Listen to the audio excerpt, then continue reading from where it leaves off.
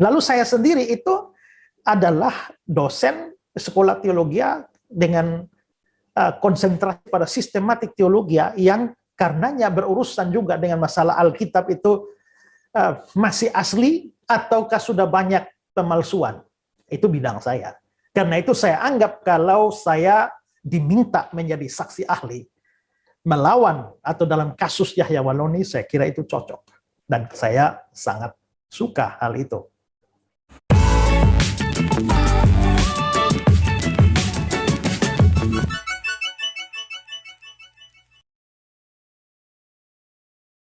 Shalom saudaraku, salam damai sejahtera di dalam kasih Kristus. Berjumpa lagi dengan saya, Didi Juli. Kita akan belajar berapologetika bersama-sama di channel ini.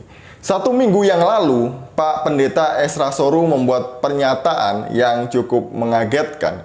Karena beliau mengatakan bahwa beliau yang dipilih untuk menjadi saksi ahli di persidangan Yahya Walloni.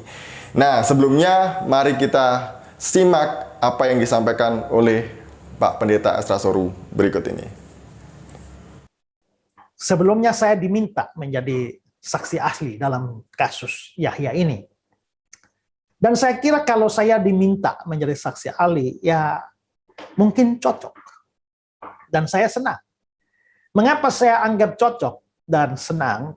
Karena gini, kalau ada orang yang melawan Yahya, getol melawan Yahya sejak bertahun-tahun yang lampau, itu adalah saya. Ya, jadi memang ada banyak pendeta, ada banyak hamba Tuhan yang sudah menanggapi Yahya. Tapi pertama kali dan mungkin paling banyak menghadapi Yahya itu adalah saya. Sebelum Yahya setenar belakangan ini juga, ya seri-seri videonya sudah saya tanggapi sekian tahun lampau, mungkin 5-6 tahun yang lalu.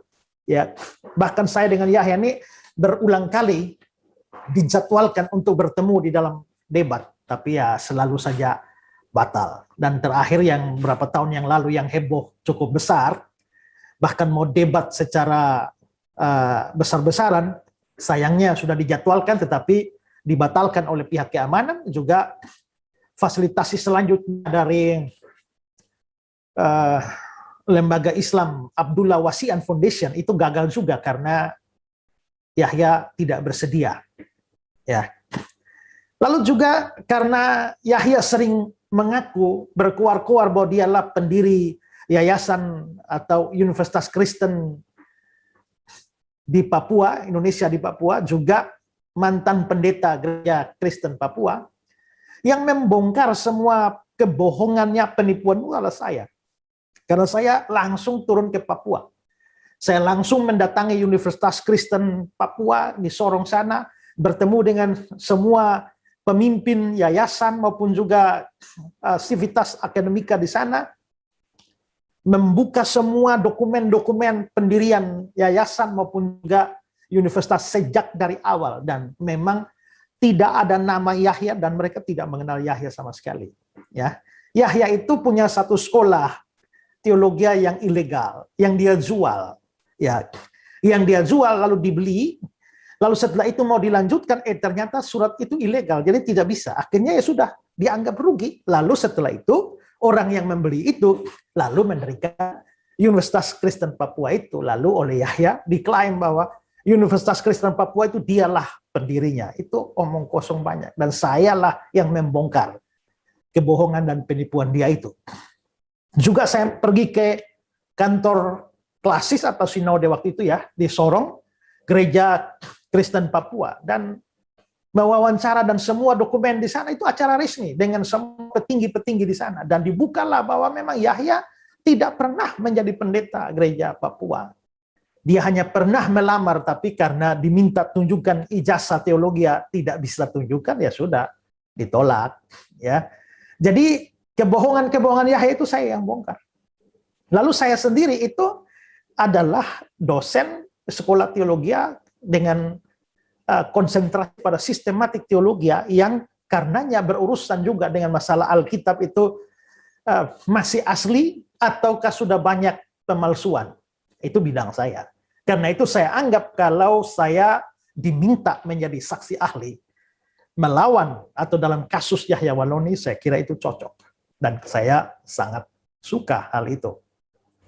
Pada akhirnya, saya sangat senang sekali jikalau memang Pak Pendeta Ezra Soru menjadi saksi ahli di persidangan Yahya Waloni yang mengatakan Bible itu palsu atau fiksi.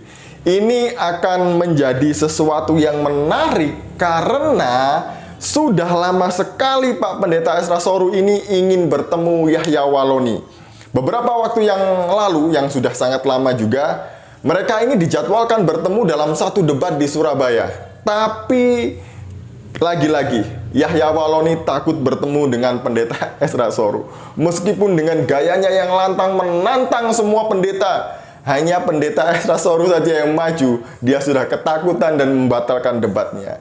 Nah, menarik kalau mereka berdua bertemu dalam satu ruangan, yaitu ruang sidang. Saya pengen tahu di mana katanya Yahya Waloni menjadi singa ini di hadapan Pendeta Ezra Soru. Karena konsentrasi pendidikan Pak Pendeta Ezra Soru ini adalah di bidang biblika. Jadi beliau sangat menguasai apa yang akan disampaikan oleh Yahya Waloni.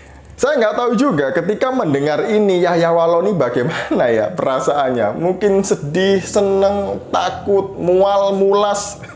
Saya nggak tahu. Semoga Yahya Waloni senang mendengar berita bahwa yang akan menjadi saksi ahli nanti adalah Pak Pendeta Ezra Soru.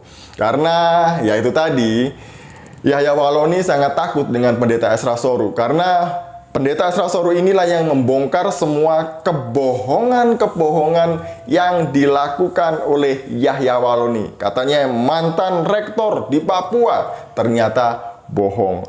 Mantan pendeta di GKI Papua ternyata bohong. Tidak ada jejak namanya di sekolah ataupun universitas yang dia sebut maupun di GKI Tanah Papua. Jadi ini kebohongan-kebohongan ini menarik jika itu nanti diungkapkan oleh Pendeta Ezra Soru di ruang sidang. Kemarin menarik juga pembahasan dari Ustadz Kainama yang bilang ini dengan nada menakut-nakuti orang Kristen supaya orang Kristen mencabut laporan terhadap Yahya Waloni. Jadi Ustadz Kainama bilang nanti di persidangan akan ada ribuan orang Kristen yang mualaf kalau sampai Ustadz Yahya Waloni ini membongkar habis isi Bible. Saya nggak takut.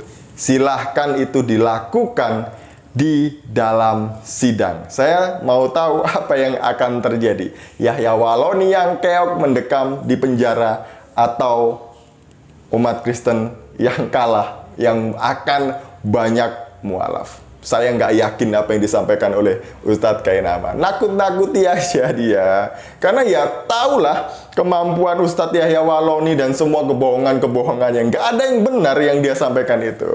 Jadi mari kita bersama-sama berdoa Bapak Ibu. Berharap bahwa Pak Pendeta Ezra Soru akan menjadi saksi ahli di persidangan Yahya Waloni. Supaya dunia tahu kebenaran Alkitab dan apa yang disampaikan oleh Ustadz Yahya Waloni dan ustadz-ustadz mualaf itu adalah salah. Sekian dari saya, semoga ini memberkati kita. Shalom, salam meras, Tuhan Yesus memberkati.